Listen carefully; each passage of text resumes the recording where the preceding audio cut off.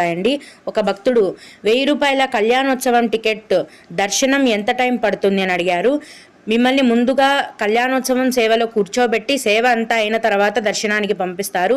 ఈ విధంగా మొత్తం దర్శనమై బయటికి రావడానికి 2 నుంచి 3 గంటల సమయం అనేది పడుతుంది. అలాగే మేడం 1 ఇయర్ బాబు ఉన్నాడు. నాకు నా చెల్లి అండ్ మా అమ్మతో కలిసి సుపదం నుంచి వెళ్ళొచ్చా ప్లీజ్ చెప్పండి అని అడిగారు.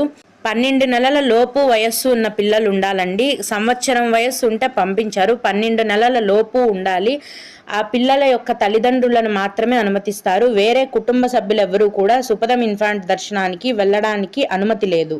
అలాగే 300 రూపాయల దర్శనానికి ఎన్ని గంటల ముందు అనుమతిస్తారు అని అడిగారు.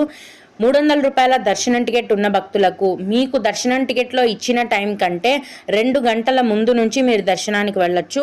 అలాగే ఒకవేళ లేట్ అయితే కూడా ఆ రోజు రాత్రి 10 గంటల లోపు